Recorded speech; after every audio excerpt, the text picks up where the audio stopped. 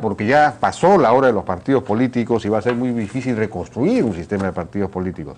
Pero hay reformas que se han planteado, como por ejemplo la eliminación del voto preferencial y otras, que por lo menos nos ayudarían a ir consolidando poco a poco algunas agrupaciones más o menos grandes y más democráticas, que permitan conectar la base, como dice Hugo Neira, con la cúpula, digamos, del país, con la cúspide política del país, ¿no? Y romper esta especie de feudalismo. Hay un feudalismo político total. Así es. Bueno, yo creo que ese tema es fundamental. ¿Por qué? Se produjo durante 15 o 20 años un proceso de modernización económica y de crecimiento en un contexto, digamos, de vientos muy favorables en el terreno internacional. Y la política y las instituciones no fueron tan relevantes. Yeah. Y en un primer momento, además, ese crecimiento económico fue obra de una tecnocracia liberal que estuvo cobijada por un gobierno autoritario.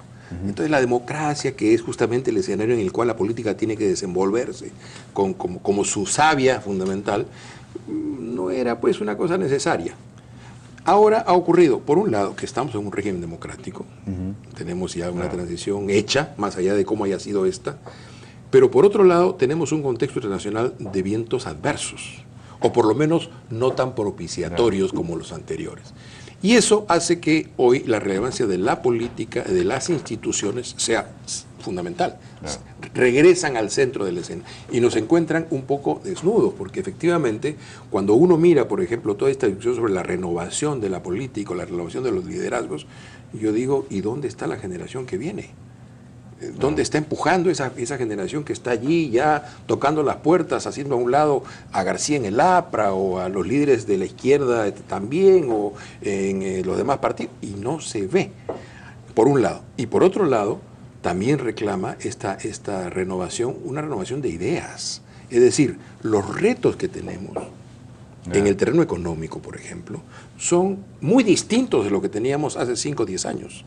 ¿No es cierto? Claro. Por un lado. Por otro lado, efectivamente se necesita una reforma política que permita reconectar a las dirigencias con la sociedad.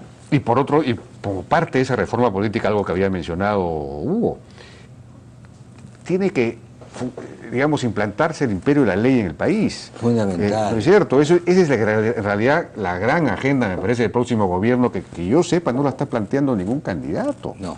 Ningún candidato. Entonces, eso supone la reforma profunda de la policía, del Poder Judicial, de la Fiscalía de la Nación. Pero supone algo muy importante, Jaime, para hacer todas esas cosas. ¿Qué es lo que nos está fallando hoy día en materia de seguridad y del enfrentamiento de la crisis de seguridad que tenemos larvada en el país? Supone una voluntad política, mientras más colectiva, mejor.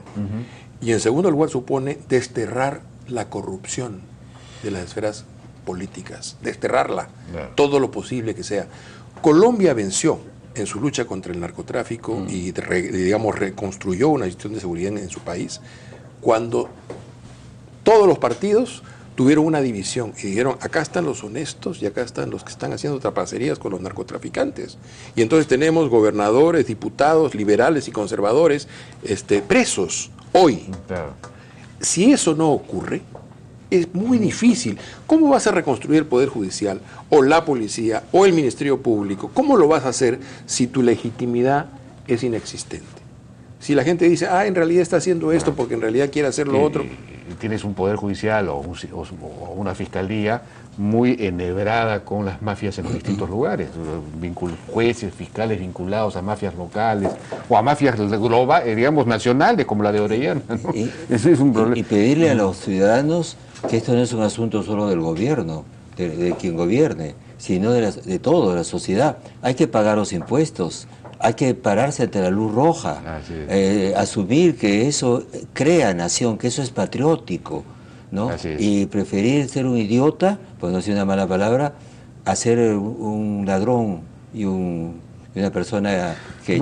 No haría, por ejemplo, ya nos ha ganado el tiempo, pero Luis Castañeda Locio, el alcalde de Lima, una gran contribución, digamos, para contrarrestar el imperio de la jungla que hay en el país. Lanzar una campaña para que los automóviles dejen pasar a los peatones, se detengan antes de los peatones, como ocurre pues en Europa o en Estados Unidos, Sí, cuando pues. hay en un cruce de cebra, los automóviles se detienen, eso sería... O en Buenos Aires y en Santiago, ¿no?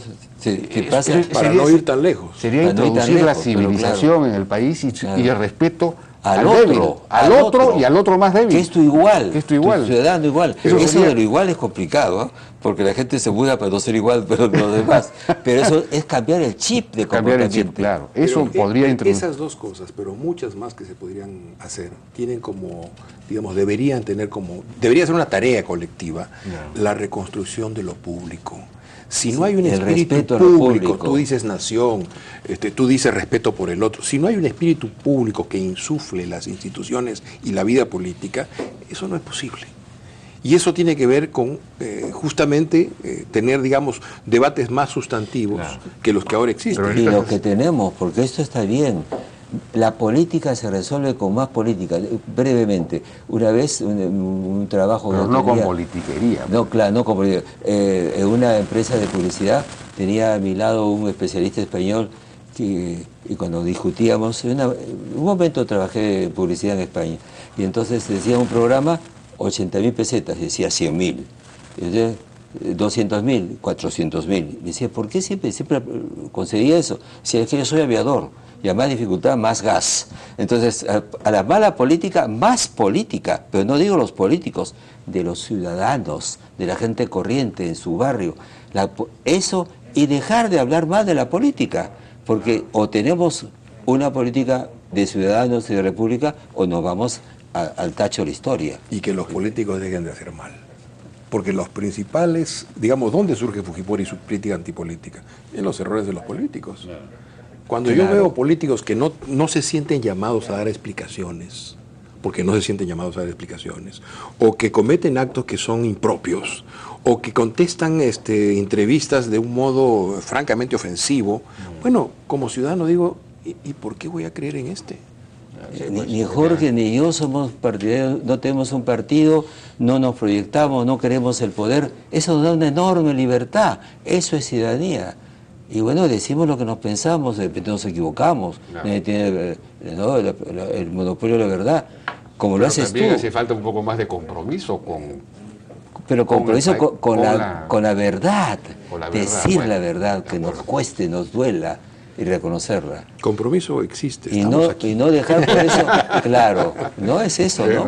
Porque hay quienes, por ejemplo, a los empresarios les reclaman más compromiso también, entonces, Claro. porque no entran a la Son política. virtudes laicas. Entonces, en general, la élite ha desertado en la política en Con el país. razón, Y porque te entonces la política persiguen. está en manos del Con las fiscalías se que requiere un persiguen. esfuerzo de todos, ¿no? un esfuerzo de todos. Se requiere un esfuerzo de todos. Sí, pues. Sí, pues. Bueno, ya nos ha ganado el Muchas gracias. Muchísimas gracias a Hugo Neira y Jorge Nieto por esta interesante discusión. De vez en cuando hay que regresar a los problemas de fondo para tomar perspectiva y evitar pues que el vértigo de las pasiones inmediatas nos arrastre al precipicio.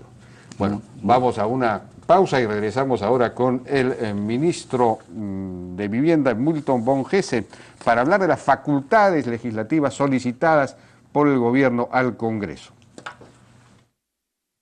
Las cooperativas estamos en las 25 regiones aportando al desarrollo. Miles de socios exportamos preciados productos orgánicos certificados. Más de 1 millón integramos las cooperativas de ahorro y crédito con creciente participación en el mercado microfinanciero. Estamos en distintos sectores económicos brindando servicios y generando trabajo. En el mundo somos más de 1.000 millones de socios, generando más de 100 millones de empleos. Las cooperativas, socios del desarrollo del Perú. Si en tu casa también hay un genio de la falta de asesoría, tráelo a Promar. Piso cerámico marmolizado Marfil a solo 13 soles 90. Promar